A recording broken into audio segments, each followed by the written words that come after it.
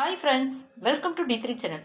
இன்றைக்கி அடிக்கிற வெயிலுக்கு எதமாகவும் அட் த சேம் டைம் உடலுக்கு ஹெல்த்தியான கேரட் ஜூஸ் எப்படி பண்ணலான்னு பார்க்கலாம். ஸோ இந்த கேரட் ஜூஸ் பண்ணுறதுக்காக 1/4 கிலோ கேரட் எடுத்து நல்லா கழுவி வச்சுருக்கேங்க. அதோட 1/4 மூடி அளவுக்கு தேங்காய் எடுத்துக்கலாங்க. இது ரெண்டையும் சின்ன சின்ன பீஸாக கட் பண்ணி எடுத்துகிட்டு வந்துடலாம். இது ரொம்ப ஈஸியாகவும் செய்யக்கூடியங்க. அட் த சேம் டைம் ரொம்ப ஹெல்த் வைஸாக ரொம்ப நல்லதுங்க. நம்ம தேங்காவையும் கேரட்டையும் சின்ன சின்ன பீஸாக கட் பண்ணி எடுத்தாச்சுங்க. இப்போ நான் கேரட்டை ரவுண்ட் ரவுண்டாக கட் பண்ணி எடுத்திருக்கேங்க.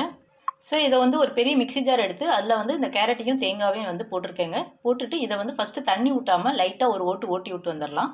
ஸோ இந்த மாதிரி கேரட்டையும் தேங்காவையும் நல்லா ஒரு ஓட்டு ஓட்டி விட்டு வந்தாச்சுங்க.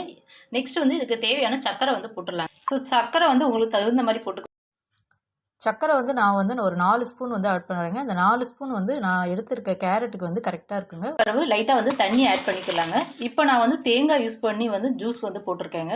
இப்போ தேங்காய் நீங்கள் யூஸ் பண்ணாமல் அதுக்கு பதிலாக ஒரு கிளாஸ் பால் ஊற்றி பண்ணிங்களாலும் அது டேஸ்ட்டு சூப்பராக இருக்குங்க. இப்போ நான் கொஞ்சமாக ஒரு கிளாஸ் அளவுக்கு தண்ணி ஆட் பண்ணியிருக்கேங்க. தண்ணி ஆட் பண்ணிட்டு நல்லா அரைச்சி எடுத்துகிட்டு வந்திருக்கேங்க. அதுதான் இப்போ நம்ம பார்க்குறது. நெக்ஸ்ட்டு இதை ஃபில்ட்ரு பண்ணிடலாம். ஸோ இந்த மாதிரி ஒரு அகலமான பாத்திரம் எடுத்திருக்கேங்க. அதுக்கு மேலே ஒரு வடிகட்டி வச்சுருக்கேங்க. வச்சுட்டு இதை கொஞ்சம் கொஞ்சமாக நம்ம ஃபில்ட்ரு பண்ணிடலாம். ஸோ இது திக்காக இருக்கிறதுனால ஃபஸ்ட்டு கொஞ்சம் ஊற்றிட்டு அதுக்கப்புறம் ஒரு ஸ்பூன் வச்சு ஃபில்ட்ரு பண்ணிடலாம். ஸோ இந்த மாதிரி ஒரு பெரிய ஸ்பூன் எடுத்து லைட்டாக அழுத்தி விடணுங்க. ஸோ இந்த மாதிரி லைட்டாக அழுத்தி விட்டோம்னா நமக்கு கீழே நல்லா ஃபில்ட்ரு ஆயிருங்க.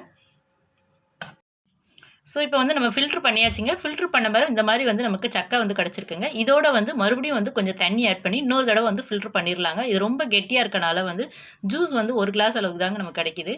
ஸோ அதனால் அகைன் நம்ம போட்டு தண்ணி ஊற்றி மறுபடியும் ஃபில்ட்ரு பண்ணிடலாம்.